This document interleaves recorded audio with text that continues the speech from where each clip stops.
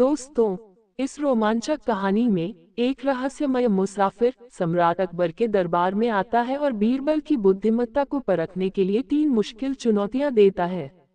क्या बीरबल अपनी चतुराई से इन रहस्यमयी पहेलियों को हल कर पाएंगे? जानने के लिए पूरी कहानी सुनें। एक शाम, जब बादशाह अकबर अपने दरबार में विचार विमर्श कर रहे थे, एक अजनबी मुसाफिर महल के द्वार पर पहुंचा। वह लंबा, दुबला पतला और साधारण कपड़ों में था, लेकिन उसकी आंखों में रहस्य की चमक थी। पहरेदारों ने उसे रोकने की कोशिश की, पर उसने कहा कि वह सम्राट से मिलना चाहता है और उनके दरबार की बुद्धिमत्ता को परखने आया है। जब उसकी बात अकबर तक पहुंची, तो उन्होंने उसे दरबार में बुलाने का आदेश दिया। वह आदमी अंदर आया, झुककर बादशाह को सलाम किया और बोला, जहां पनाह, मैं दूर देशों की यात्रा करता हूं और लोगों की समझ और चतुराई को परखता हूं। मैंने सुना है कि आपका दरबार सबसे बुद्धिमान लोगों से भरा हुआ है, खासकर बीरबल। क्या मैं एक चुनौती दे सकता हूं? अकबर ने उत्सुकता से उसकी ओर देखा और कहा, हम तुम्हारी चुनौती स्वीकार करते हैं। बताओ, क्या पहेली लाए हो? मुसाफिर ने अपनी पगड़ी खोली और उसमें से 3 छोटी मूर्तियां निकाली। वे देखने में एक जैसी थीं, सोने की बनी हुई, पर उनके चेहरे पर अलग अलग भाव थे। इन 3 मूर्तियों में से केवल एक सबसे मूल्यवान है। क्या बीरबल इसका पता लगा सकते हैं? मुसाफिर ने पूछा। बीरबल मुस्कुराए, मूर्तियों को ध्यान से देखा, फिर एक महीन तार मंगवाया। उन्होंने पहली मूर्ति के कान में तार डाला और वह उसके दूसरे कान से बाहर निकल आया।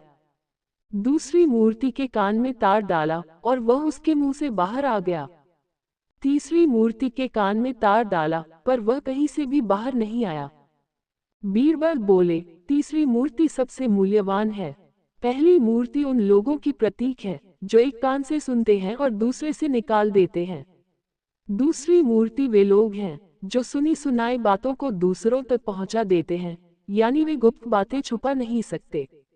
लेकिन तीसरी मूर्ति वह है जो सुनती है, सोचती है और उसे अपने अंदर रखती है। ऐसे लोग ही सबसे बुद्धिमान होते हैं। मुसाफिर मुस्कुराया और बोला, बिल्कुल सही, लेकिन ये तो केवल पहली परीक्षा थी। अब मुसाफिर ने अपनी जेब से एक सिक्का निकाला और कहा, इस सिक्के में एक गुप्त विशेषता है। अगर बीरबल इसे पहचान सके, तो मैं उनकी बुद्धिमत्ता को सलाम करूंगा। बीरबल ने सिक्के को ध्यान से देखा।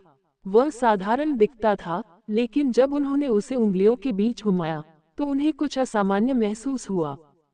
उन्होंने सिक्के को मोमबत्ती की रोशनी के सामने किया और ध्यान से देखा। फिर वे मुस्कुराए और बोले, जहां पनाह, ये सिक्का 2 धातुओं से बना है।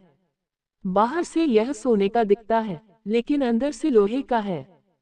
ये प्रतीक है उन लोगों का, जो ऊपर से अमीर और ईमानदार दिखते हैं, लेकिन अंदर से लालची और धूर्त होते हैं। मुसाफिर चौंक गया, फिर हंसते हुए बोला, शानदार, तुमने इसे भी पहचान लिया। लेकिन मेरी अंतिम और सबसे कठिन परीक्षा अभी बाकी है। मुसाफिर ने कहा, मैंने सम्राट के 2 सेवकों से मुलाकात की है। दोनों कहते हैं कि वे बादशाह के प्रति सबसे वफादार हैं, लेकिन इनमें से एक झूठा है। क्या बीरबल उसे पहचान सकते हैं? अकबर ने दोनों सेवकों को दरबार में बुलाया। बीरबल ने उनसे पूछा, अगर सम्राट को कोई बड़ी मुसीबत आ जाए, तो तुम क्या करोगे? पहला सेवक बोला, मैं अपने प्राणों की बाजी लगा दूंगा, सम्राट के लिए कुछ भी कर सकता हूँ। दूसरा सेवक बोला, मैं अपने पूरे सामर्थ्य से उनकी रक्षा करूंगा, लेकिन पहले ये देखूंगा कि मैं किस प्रकार उनकी सबसे अधिक सहायता कर सकता हूँ।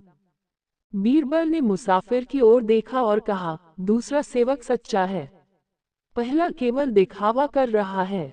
जो सच में वफादार होते हैं, वे सोच समझकर अपने स्वामी की रक्षा करते हैं, जबकि झूठे लोग केवल बड़ी बड़ी बातें बनाते हैं। मुसाफिर अब पूरी तरह से बीरबल की बुद्धिमत्ता से प्रभावित हो गया। उसने झुककर कहा, बीरबल, तुम सच में अद्वितीय हो। मैंने कई दरबार देखे, लेकिन तुम्हारे जैसा चतुर कोई नहीं। मैं यह मानकर जा रहा हूँ कि ये दरबार सच में बुद्धिमानों का दरबार है।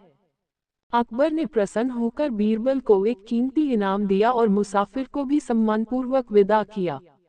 इस प्रकार बीरबल ने अपनी बुद्धिमत्ता से फिर से साबित कर दिया कि उनके जैसा न कोई था, न कोई होगा। अगर आपको कहानी पसंद आए, तो लाइक, शेयर और सब्सक्राइब जरूर करें। नई कहानियों की अपडेट पाने के लिए बेल आइकन दबाना न भूलें। धन्यवाद।